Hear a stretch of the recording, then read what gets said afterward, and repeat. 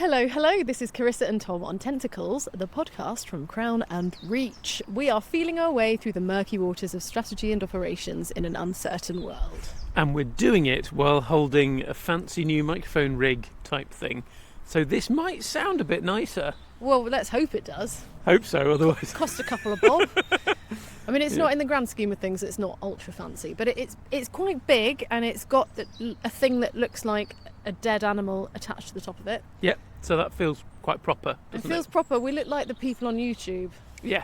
The main thing that we're hoping is that it won't just randomly stop recording for no reason and we'll lose all of our lovely conversations. Right, yeah, that happened one time too many, didn't it? One time too many, and Tom got quite cross. A little peeved. Yes. Yeah. Anyway.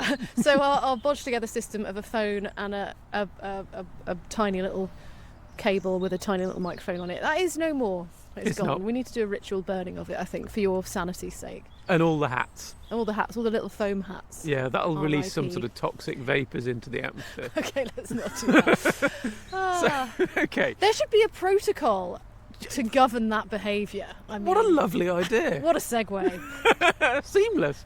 So, we were going to talk about protocols, weren't we? And this is off the back of... It's been floating around in the air, hasn't it? I know that Venkatesh Rao, who we might have chatted about before... Yeah, we definitely have. He's currently doing this whole thing about protocols, summer of protocols, protocolization, etc., etc., Sounds less fun than Brat Summer. It does. I think it's... I might be wrong though. Maybe he's having a great time. Well, let's see Charlie XCX's next album, Protocols. Anyway, so this kind of, like you said, it follows on from one of our most recent conversations where we were talking about Thinking experiments and probes. Yeah. And skate where the poke is. I feel like there was some kind of bridge to protocols. Maybe we've forgotten the bridge, but it's interesting in its own right. So should we forget about the bridge and just talk about protocols? Maybe forget about the bridge. But the bridge, I suppose, would be one of the challenges you've got whenever you're doing experimentation sort of stuff within a company, within any organisation of any size, is that fundamentally management is about prediction and innovation is about being unpredictable. Right, I've remembered what the bridge was. It's about control and what you can and can't realistically control. Nice. And some people like to control as much as they possibly can, and some people don't like that. Don't that's wish kind to of be controlled. Kind of a side issue, isn't it? But a lot of the kind of pseudo rigor around experimentation within organisations is about controlling stuff that you can't really control for. And giving yourself a false sense of security about how predictable it's going to be, etc. So that was definitely a theme of that recent conversation. And I think that's what led on to this idea of protocols with a much more technical twist. That's right. And we got into... I'm trying to think how much backstory to give, because we could jump it straight into the idea of seeing like a state. And the idea... Because we're talking about organisations and experiments happening. We've got half an hour. Yeah, okay. Let's rein it in, Tom. So, organisations, experiments happening, and it's easy to think about that as just the stuff that is A/B tests. It's kind of sanctioned, it's planned, there's an experiment plan written, etc., etc. But in actuality, everything is an experiment all the time. And there's a bunch of people just doing weird stuff. Well, I love the fact that was when it really clicked for me about the limitations of AI. And what AI can't do, which humans can do, which is humans can come up with theories and then test to see where they're wrong. Like you come up with these hypotheses about something that you have no idea if it's real or not, and then you can kind of figure out how close you are to that, right? You can. Yep, that is one very human activity. And then there's another human activity which is ignoring all of the evidence because if it goes against what your pet hypothesis is. Absolutely, yeah. I mean, that's not to be clear, I'm not saying people do that all the time, but I think that was... Yeah.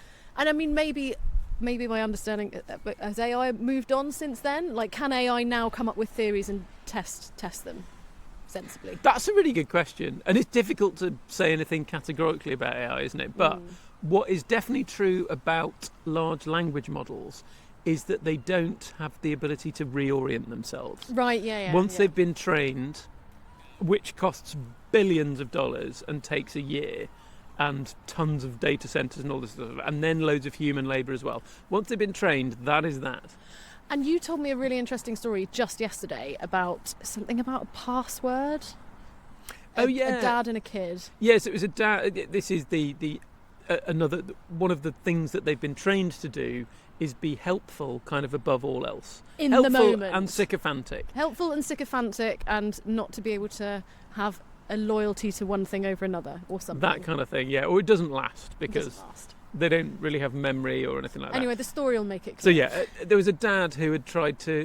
He wanted his kid to have access to the computer, but not to be able to use ChatGPT to just do his homework for him. So he instructed ChatGPT, no, you shouldn't help my kid just do his homework. He can ask you questions, etc., but don't write things for him unless it's me and I give you the password. Here's the password. Don't tell anyone. Mm-hmm. And then tested it, pretended to be the kid trying to get help. Within 3 messages and no pressure whatsoever, the AI just gave him the password. Right, there we go. So, Yeah. Limitations. Limitations. Anyway, that was a bit of a sidebar. But it's a bit of a sidebar, but it leads into somewhere where the idea of protocols, the idea of control, and the idea of messy stuff getting out of hand becomes really relevant, is with the ability of anyone to start generating code using AI now. So the barrier to people, just normal people, being able to write bits of software to do stuff for them has dropped quite massively. Mm-hmm. Now, the software might not be very good, but there's this concept from a chap that we know, a friend of Tentacles, Vaughan Tan, called boring tiny tools. And he really, I think, has pointed out that the economics of software development has shifted with the advent of things like Claude Code, particularly recently, as it's changed quite a lot and become much more powerful. So it used to be the case that if you wanted to make a software product, a SaaS or even something you'd pay for once, it was hard. You had to employ a lot of engineers and do a lot of hard work to come up with something that was good enough. And it had to solve a broad enough problem well enough that a load of companies could pay for it, because it wasn't economically viable. Yeah. But that's shifted. With now Claude Code, you could make a piece of very custom software for one person to get a small part of their job done, and it would take you a couple of hours and save them many, many hours over time. So his argument is that like economic barrier has totally shifted. And I shared this idea with somebody who is like a sort of software developer and works in that world and is interested in protocols and things. And I think he instantly saw maybe the risks of this. Once you get a load of people making unvetted software using AI tools, you are introducing a lot of attack surfaces, you're introducing a lot of ways for things to go wrong, aren't you? So you can immediately see a lot of risks. Well, even me being not a developer, not a coder, I was sort of like, well, the code, is it always going to work the way you think it's going to work? Is it never going to make mistakes? And you were like, no, it has other risks baked into it. Oh yeah, many risks. So yeah, I think that certainly is an intuitive understanding of it's not completely flawless. But I was thinking about, there's an analogy which is let's meet Geoff. So Geoff works in one of millions of small companies. There's a Geoff everywhere, isn't there? And Geoff has spent the last 20 years building and maintaining this absolutely Byzantine, I don't know, how do you pronounce that word? I'm just not going to try. I've only ever read it, so I don't know. But he's created basically a load of Excel spreadsheets with fancy calculations referring to each other. It's got macros, I don't know what they are, but it's great. It's got like whatever they are, pivot tables, and all wonderful. And he's been building that, and a load of stuff for that company runs through these spreadsheets. And now Geoff everywhere can potentially start getting his hand on LLM coding. Tiny tool. Yep, and start building those to automate other bits and to run things off that spreadsheet and do loads of cool stuff like that. Yeah. I mean, will Geoff want to do that? I know that's not the question we were going to be discussing today, but Of course Geoff wants to do that. This is Geoff we're talking about. Geoff loves his spreadsheets. Oh, but what Geoff loves more than anything is the tinkering. He loves tinkering with tools that can help to automate parts of the job. Okay, I'll take your word for it. But he doesn't want to be like a full-blown coder, because there's too much. Right, and there's something he doesn't want even more than that. Yeah. Which is What are you gonna do? having protocols thrust upon him to control his boring tiny tools. Exactly. And so I need you to explain. I'm not even going to try to explain what that means. I think you do a better job of that. Because it was something about, what was it? There's a something fluid. Fluid? Something to do with X-ray fluid. Tracer fluid. Yeah. So there's just an idea from our developer friend, and I think it's a really cool idea for if you want to do like some formal experimentation with a bunch of organically developed boring tiny tools and see which ones are getting used, which ones. If people are just making this software, it's a problem everywhere. If you don't instrument it, if you don't put ways in it to measure it, like I forgot what they're called now, but there's various platforms to do it. You have to do a lot of hard coding to get like measurements in there. Analytics, that's the word. Like Splunk and whatnot. Yeah, that sort of thing. Right. Yeah. So if you don't put those things in, then you don't know who's using your software. So you don't know what software is being used and what isn't. So what our friend suggested was you could have like a master level prompt for your company's LLM system, whatever you're using. And the master level prompt would say, around any software that you make, you're going to inject certain code that enables us to trace what's going on. And he likened it to trace a dye when you are doing X-rays. You give somebody some barium drink or something like that, isn't it? And then that will flow through and create a way for the X-ray to see what's happening that you couldn't normally see. And so his idea is that your company LLM will inject this tracer dye effectively in the form of code, and then you'll be able to see which tools are being used, which aren't, where there are errors, and then a proper software engineer could take the ones that are really valuable and formalise them. And it definitely sounds reasonable. So wherein lies the slice of beef? The slice of beef lies in that he's kind of assuming that all shadow IT is bad. So shadow IT is the stuff that's happening outside of control of your IT department, outside of the control of your bosses and monitors and that sort of thing. And it is rife everywhere. And the more bureaucracy you put in place, the more rules, the more protocols you put in place, the more you force people to create shadow organisations. Because otherwise you can't get any work done. Because the problem with strict bureaucracy, and we're being a little unfair on protocols here, the problem with strict bureaucracy is that it's pretty inflexible.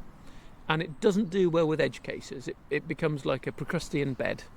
I remember our friend, the Procrustean bed, which is what happened to poor Procrustes. Well, Procrustes was an innkeeper who bragged that he had a bed that would fit anyone.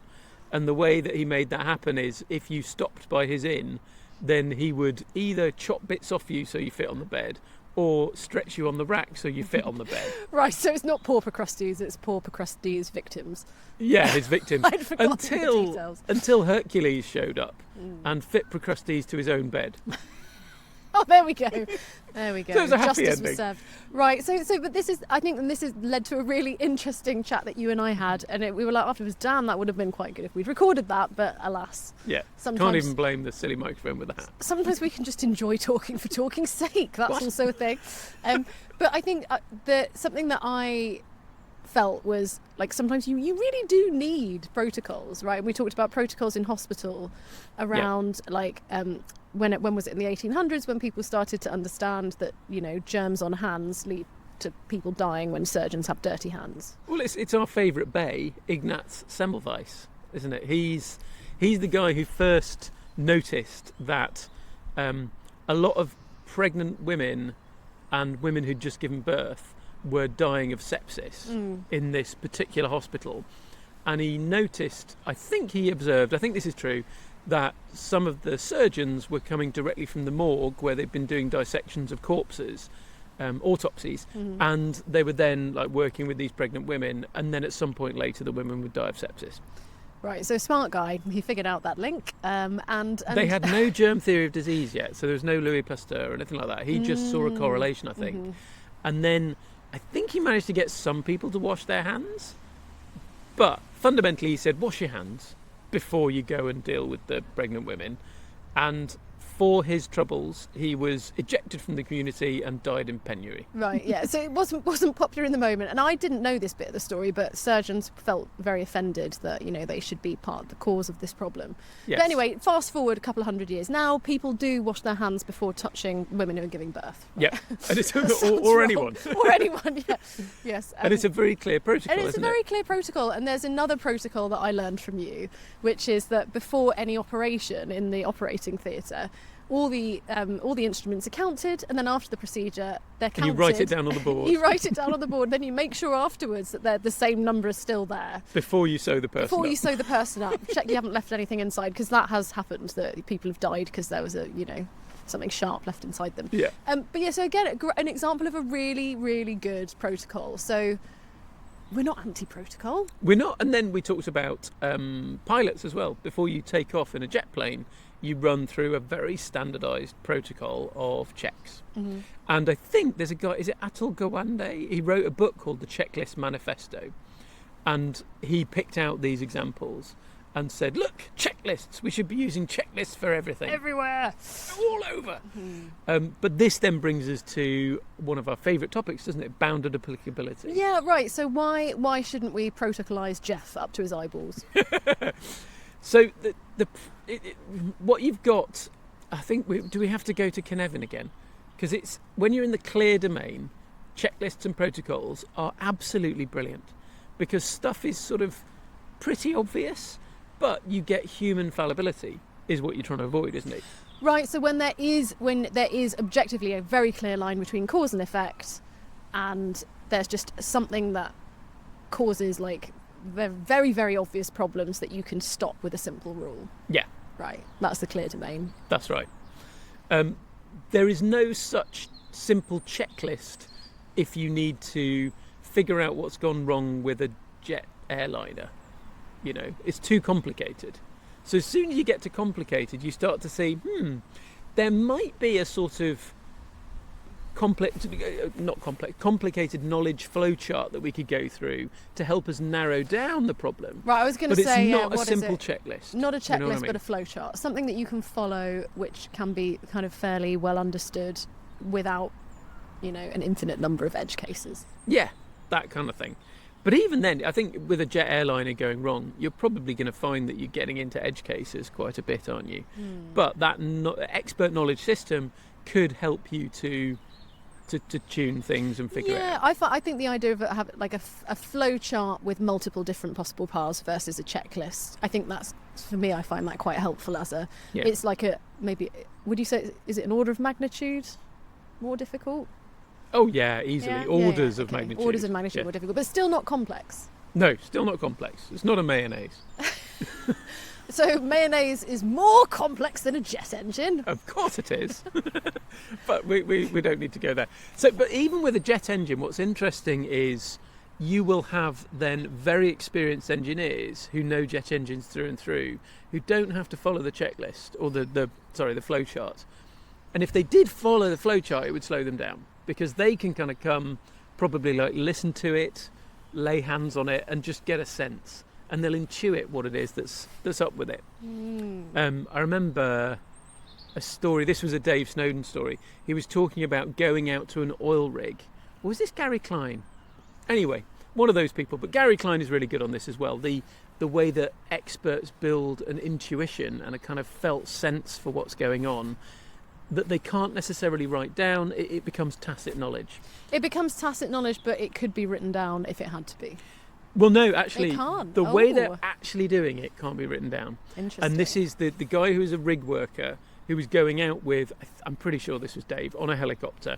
Dave was saying, well, how do you know when it's safe to land? How do you know, da-da-da? And the guy said, well, look, we look for these things, and there are these sort of parameters.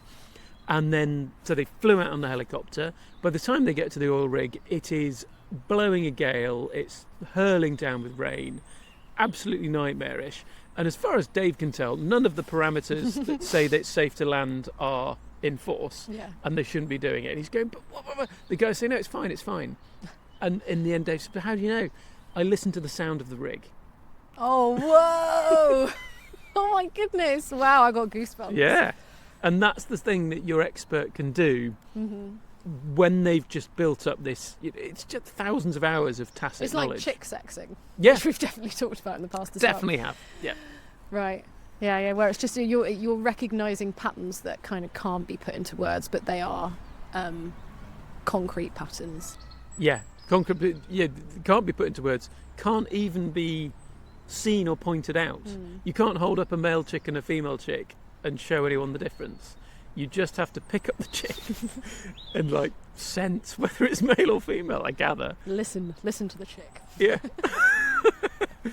Which is absolutely wild, but it's totally true, and there are people who are trained up to be experts in that. That's a job. Right, and so is that a good or a bad place for protocols? Gosh, this is when you get into the question of how strict are your protocols, and then you get a challenge of, right, well, if you're saying everything is a protocol, then nothing is a protocol. Do you know what I mean? Yeah. It's that, everyone's a designer. Yeah. Yeah, it's a sort of a bit of a closed argument, isn't it? It is, yeah. No true Scotsman fallacy on the way. So how would you define a protocol? Oh God, that's hard. Is it just a rule? I mean, that's one way you could see it. That's my dunce's hat understanding of a protocol, not being a technical person. I think you could say a rule or a sort of, and it could have like if-thens as well, like a flowcharty sort of thing. That's still a rule, isn't it? Still a rule, yeah. But how would a technical person define a protocol? Good question, because you've got things like simple mail transfer protocol, which everybody knows, or hypertext transfer protocol, HTTP. We know that, and what that is it's a format. So if a computer receives a message which has this first, then this, then this, then this, it knows that it's an HTTP request and it knows what to do with it. So that's the protocol is a kind of it's a complicated rule. Complicated rule, yeah, you could say that, or a format in that case. A frame or a format. But you could argue, I think the people who are protocol heads would also argue that, say, social norms are a form of protocol. That's like a soft protocol rather than a hard protocol. So we kind of know, in different countries it becomes really clear, doesn't it, how many times you kiss people on the cheek or not. It's interesting thinking of a social protocol, because I think that then it introduces the idea that, I mean, we all know, whatever your kind of norms are where you live, like we all know people who don't abide by those norms all the time. Like we all break them sometimes and life goes on, right? Yeah. Like sometimes you walk past someone in the street, you don't recognise them, you realise it was someone you knew, you didn't say hello, you broke the protocol, but, they might talk to you again in future. They might. They probably will. Probably. Unless they've really got an axe to grind. Unless that. And then there's the protocol on the London Tube, which is you just pretend that someone's armpit isn't in your face. And that's how we all rub along. But also, I mean, remember we worked with someone who she would go a bit vigilante on the tube, and when people were doing things that she didn't like, she would call it out, and she would not suffer in silence, right? So she was not a native Londoner. But she was great. So she would amazing. break that protocol and was, managed to exist perfectly happily in London with friends, and it was great, right? So there you go. And so then we get to the idea of breaking protocols, don't we? And if we come right back round to Geoff and think about Geoff is there and he's being told, look, of course you can use this LLM, but he has now found out from his friends in the company that there's this tracer software that's being applied around his bit of code. And yet he doesn't want to be surveilled like that. Because the problem with anything like that, the problem as soon as you have any software that surveils people, you can say, well, we're only going to use it for good surveillance, but the door is open to use it for less ethical surveillance as well, isn't it? Like assuming performance based on number of keystrokes or some other nonsense like that. Or, like, companies that track where your eyes are and punish you if you're not looking in the right direction all the time, that sort of thing. Oh my God. There are companies, yes. Wow. Yeah. Wow. So really quite, draconian sorts of things. And they can always be policed with a sort of, but it's for your own safety, which you can say for all of this software stuff as well. Anyway, as soon as Geoff finds out that this tracer software is being put around his software, his boring tiny tools that he's making, he can get the LLM to break those rules, because Find a we way already around know it. it's helpful, and it'll just give you the password. So, so he can just fix that. So even if you have these protocols in place, you're going to have a load of people making shadow IT that's not tracked as well, which introduces a risk. But also, Geoff's been doing this with Excel macros for 30 years. So is it really as big a risk as you think? Right, and so this is where we got to the other day, and I think it's quite a simple conclusion, or so I understand it to be, which is that you need protocols, and also people are going to break them, and protocols have to keep evolving, and people are going to break them, and it's kind of just this like constant kind of cycle of playing catch up, and there's always going to be people who hate the protocols.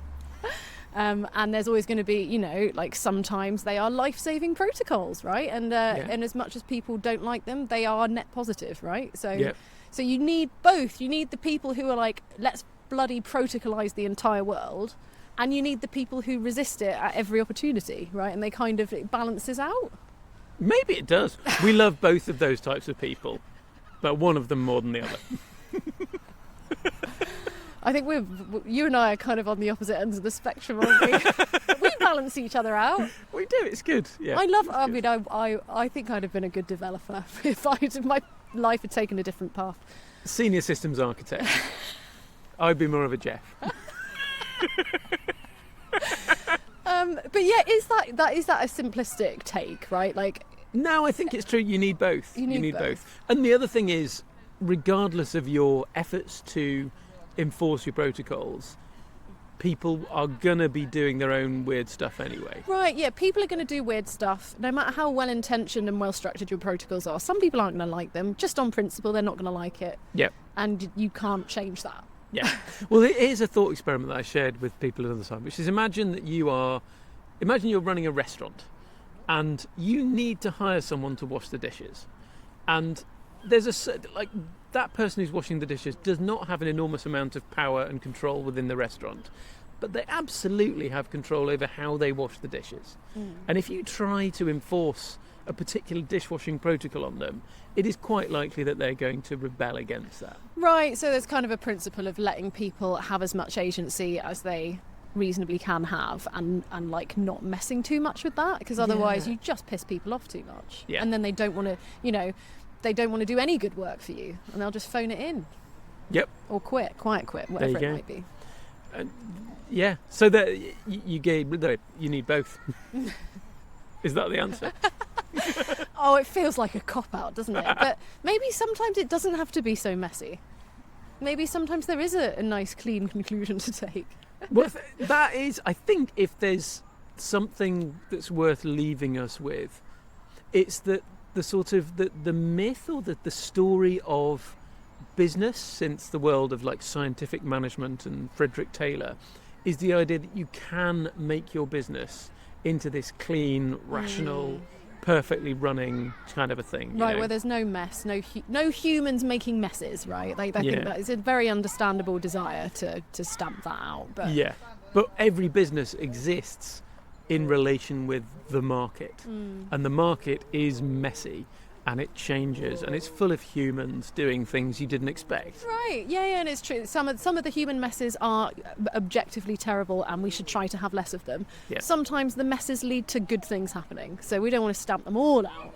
But I think for me, I'm almost on a daily basis reminded of my favourite complexity principle. I don't know if you call it that, but it's the yes and.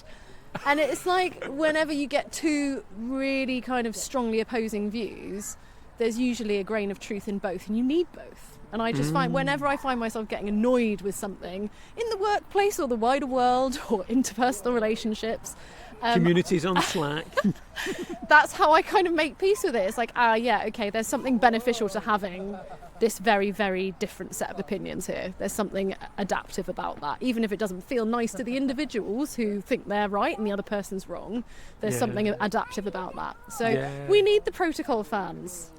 Someone's wrong on the internet. Everyone's wrong on the internet. And we're all a bit right. Yeah. Is that good? Not everyone's right, actually, are they? Some people are definitely just wrong.